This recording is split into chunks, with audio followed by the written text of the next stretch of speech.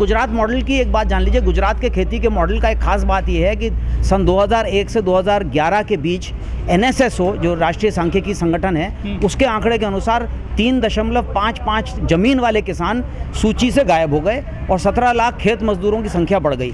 और इसका जब विश्लेषण किया तो पता चला कि गुजरात के अंदर इस दौरान जो मोदी शासनकाल है, इस दौरान बहुत बड़े पैमाने पे निर्यात के लिए ठेका खेती कराई गई।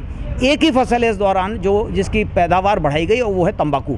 तो इस तरह से जो ठेका खेती कराई गई, ठेका खेती में निश्चित तौर पर कंपनियां ठेका खेती कराएंगी तो जमीन किसानों की ज़मीनें छिनेंगी। इसी बीच इन्होंने बिजली बिल की वसूली भी शुरू कर दी है और पुलिस छापे मारकर पूरे के पूरे कनेक्शन काट रही है।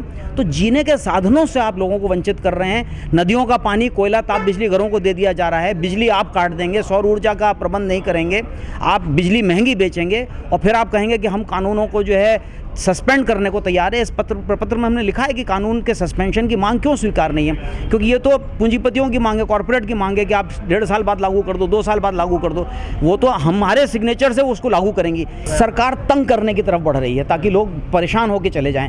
ये किसान आंदोलन के लिए एक विशेष दौर है क्योंकि गाँव के अंदर कटाई चल रही है, गाँव के अंदर आंदोलन भी है। इस सेंटर पर हम लोग जो हैं बहुत मजबूती से खड़े होकर इस मोर्चे को चला रहे हैं, इसकी ताकत को बनाए हुए हैं और इस ताकत की वजह से प्रदेश भर के किसान जो हैं वो प्रेरित होकर जो है आंदोलन में आगे बढ़ रहे हैं। तो इस दौर में वो परेशानी बढ़ाने की कोशिश कर रही है, यही हमारा कहना है। देखिए, अगर सरकार ने बिजली पानी नहीं दिया, सरकार तो अभी तो कहा है प्रशासन ने कल कि वो इसको व्यवस्थित करेगा, अगर उसने नहीं दिया तो हम दूसरे कदम उठाएंगे। हमने अभी ये तय नहीं किया है, लेकिन हमारे पास बहुत सारे विकल्प हैं। हमने परमिशन मांगी थी कि हमको बोरिंग करने दिया जाए, परमिशन उन्होंने दिया नहीं। खास बात यह है कि जो ठेका खेती कानून है उस कानून में ही लिखा है धारा 9 के अंदर कि किसान को, कंपनियों को अपना पेमेंट करने के लिए, लागत का पेमेंट करने के लिए, सेवाओं का पेमेंट करने के लिए जो उधार लेना पड़ेगा उसके लिए अपनी ज़मीन कर्जदाता संस्थाओं के पास गिरवी रखनी पड़ेगी। तो गिरवी रखी हुई ज़मीन तो अगर पेमेंट नहीं हुआ तो नीलाम होगी। दूसरा, उसमें धारा 14 में लिखा है कि अगर कंपनी से उधार लिया गया तो कंपनी उस उधार की वसूली 14/7 के अंदर ज़मीन के बकाये के रूप में करेगी। जाहिर बात है इसमें भी ज़मीन चली जाएगी। तो सरकार गलत कह रही है कि किसानों के ज़मीन के चले जाने के कोई उसमें धारा नहीं है। दूसरा, जो मंडियां बनाई गई हैं, मंडियों में लिखा है कि मंडियों के अंदर रेट ऑनलाइन से तय होगा। हमारे यहाँ MSP से रेट तय होता रहा है। हमारे यहाँ जिसको खरीदार के रूप में रजिस्टर किया जाता है उसमें बहुत बड़ा खरीदार FCI है, उसमें बहुत बड़ा खरीदार नाफेड है, ये सरकारी संस्थाएं हैं। तो अभी इस नए कानून में इनको खरीदार की कैटेगरी में भी नहीं रखा गया है और रेट भी जो है ऑनलाइन से सस्ता तय होगा। दूसरी जो बहुत बड़ी बात है कि ये कंपनियां, ये जो निजी मंडियां हैं, ये निजी मंडियां व्यापार के नियम तय करेंगी अपने आप से। उसमें विलंब से पेमेंट का भी सवाल जुड़ा हुआ है और अगर कोई विवाद खरीदार का फंसेगा तो वो विवाद का निपटारा भारत के और कानूनों के तहत नहीं होगा। उस विवाद का निपटारा कंपनी द्वारा या मंडी द्वारा बनाए गए कानून के तहत और नियम के तहत होगा। ये धारा 9 में लिखा हुआ है।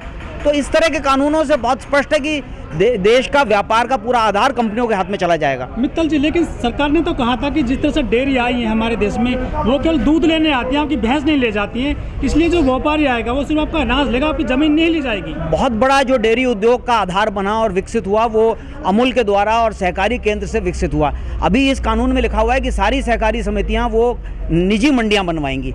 तो जाहिर बात है वो सहकारिता का जो आधार है, जो गांव के किसान को कुछ लाभ दे देती थी। जैसे भारत के अंदर पशुपालन से 30% किसान की आमदनी जो है वो पशुपालन से होती है और भारत दुनिया का सबसे बड़ा देश है, दूध उत्पादन में नंबर 2 है, लेकिन पशुओं के संख्या में सबसे बड़ा देश है। तो अगर उसको पूरी तरह से आप ख़त्म कर देंगे तो निश्चित तौर पर लोगों की जीविका, ये 70 करोड़ लोग, 50% आबादी की जीविका का सवाल है। ये कहाँ जाएंगे, क्या खाएंगे? जो कोरोना के दौर में रोज़गार गया उसकी अभी भरपाई नहीं हो पाई है। उसके केवल 2/3 हिस्सा जो है वापस हो पाया है, 1/3 हिस्सा तो पुराने रोज़गार की संख्या भी पूरी नहीं हो पाई है। और इस ऐसे हालात में जो गांव के अंदर बेरोज़गारी बढ़ रही है, लोग जो बचत करके बैठे थे साल भर से उनका खर्चा पूरा हो गया है, इनकी मनरेगा की योजनाएं भी नहीं चल पा रही हैं, तो गाँव के अंदर बहुत बड़ा जो है बेचैनी है। तो निजीकरण से समाज की ज़रूरतें पूरी नहीं हो सकती, बाज़ार की ज़रूरतें पूरी हो सकती हैं। बाज़ार का मतलब होता है खरीदार, और जो खरीदार के रूप में बाज़ार में पेश ही नहीं है। जैसे भारत के अंदर कुपोषण जो है 38% बच्चे कुपोषित हैं। इसका मतलब ये खाना खरीद के खाने लायक भी स्थिति इन परिवारों की नहीं है। तो ये लोग तो बाज़ार से वैसे ही बाहर हैं। जब आप निजीकरण करोगे तो बाज़ार के हिसाब से जो है निजीकरण होगा। जाहिर बात है समाज की समस्याओं का चिंतन समस्याओं को हल नहीं किया जा सकता। शिक्षा, यातायात, स्वास्थ्य, ये और पोषण, खाना, ये सारी चीज़ें जो है वो समाज के बढ़ने से जुड़ी हुई बातें हैं। अगर इनका निजीकरण कर दिया जाएगा तो समाज बर्बाद हो जाएगा, कॉरपोरेट की कमाई ज़रूर हो जाएगी, सूचकांक ज़रूर ऊपर नीचे होता रहेगा। बिजली बिल के पेमेंट के सवाल उठ सकते हैं आगे आने वाले दिनों में, लेकिन हम कैसे बिजली ठप कर देंगे, ये तो हमारे हाथ में नहीं है। मित्तल जी, बीजेपी विधायक के साथ में जो घटना हुई पंजाब में, वो किस तरह से देखते हैं आप? बीजेपी विधायक के साथ में जो कपड़े उतारने की घटना हुई वो दुखद है। वो हमारे विरोध का योजना नहीं है, हमारा शांतिपूर्वक विरोध है। हमें नारेबाजी करनी है, हमें उनको प्रेस वार्ता संबोधित करने से उनकी जो अपना राजनीतिक प्रचार कर रहे हैं उसको जनवादी और लोकतांत्रिक ढंग से रोकने का हमारा पूरा योजना है, हमारा निर्देश है। हम सबको कह रहे हैं इस बात को करने के। लेकिन कोई भी किसी भी तरह का शारीरिक कोई वार्ता जो घटना होती है वो उसको हम अच्छा नहीं मानते। हमने लोगों से कहा भी, ये भी अभी पता नहीं चला क्योंकि बहुत सारी रिपोर्टें आ रही हैं किस तरह से हुई है, वो तो हमें पता नहीं लगा कि लोगों ने किया। लेकिन हमारे संयुक्त किसान मोर्चे की वो योजना का हिस्सा नहीं है। पूरी तरह से घबराई हुई सरकार का एक लक्षण है जो नहीं चाहती कि विरोधी अपनी बात कह सकें। एक तरफा बात जाए, सारे मीडिया पे कंट्रोल रहे, तथ्यों को सामने ना लाने दिया जाए। जैसे इन कानूनों के बारे में वो कह रही है कि सारे कानून जो है किसानों की आमदनी बढ़ाने के लिए, जबकि ये कंपनियों की आमदनी बढ़ाने के लिए। जैसे उसने कोशिश करी कि इस आंदोलन को राजनीतिक घोषित कर दे। ये कॉरपोरेट के खिलाफ किसानों का आंदोलन है, किसी राजनीतिक दल का आंदोलन नहीं है। बीजेपी से निकलकर बहुत सारे लोग इस आंदोलन में कूद कर आए हैं और आ रहे हैं और आएंगे। आप जानते हैं कि नर्मदा बांध बना था 50,000 करोड़ रुपए लगाकर, और ये गुजरात की और कुछ राजस्थान का हिस्सा, मध्य प्रदेश और महाराष्ट्र के उत्तरी हिस्से की सिंचाई के लिए बना था। लेकिन आज हालत यह है कि हर साल जनवरी में किसान को धरने पर बैठना पड़ता है क्योंकि गेहूं की सिंचाई नहीं हो पाती, बाकी फसलों की सिंचाई नहीं हो पाती, क्योंकि वो सारा पानी उद्योगों के लिए और नर्मदा, वो साबरमती रिवर वाटर फ्रंट जो मनोरंजन का फ्रंट है उसके लिए डाइवर्ट कर दिया गया है। तो ये खेती का रूप है। मित्तल जी, पूरे किसान आंदोलन में दो जो बड़े उद्योगपतियों को बड़े पैमाने पर कोसा गया किसानों के द्वारा, अडानी और अंबानी, कहते हैं कि ये किसानों की जमीन छीन लेंगे, अन्न छीन लेंगे। इसमें कितनी सच्चाई है? पूरी तरह सच है, क्योंकि सबसे पहले बिना कानून बनने से पहले ही इन्होंने बहुत सारे साइलोज बना दिए हैं। प्राइवेट साइलोज बनाने का कोई अधिकार नहीं है, क्योंकि मंडी कानून के तहत ही मंडियां चलाई जा रही थी। बिहार के अंदर मंडी कानून सस्पेंड कर दिया, लेकिन प्राइवेट कॉरपोरेट खरीदारी किसानों से डायरेक्टली करे ऐसा कोई अधिकार अभी तक नहीं दिया गया था। तो बिना अधिकार के जब इतनी सारी मंडियां इन्होंने बना ली हैं, पंजाब में बना ली हैं, हरियाणा में 2-3 बना ली हैं, और सरकारी मंडियां इस बीच में बंद हुई हैं। मध्य प्रदेश के अंदर 83 मंडियां बंद हो गई हैं। तो ये सारी चीज़ें दिखाता है कि ये कंपनियां कैसे ये तो कानून तो उनके लिए बाद का रूप था। खेती का इंफ्रास्ट्रक्चर बहुत ज़रूरी है, गोदाम बनाना, शीतगृह बनाना, सिंचाई की व्यवस्था करना, ये बड़े प्रोजेक्ट्स हैं जिसमें बहुत पूंजी लगती है, और इसका पैसा सरकार खर्च करने के लिए कहती है वो तैयार नहीं है।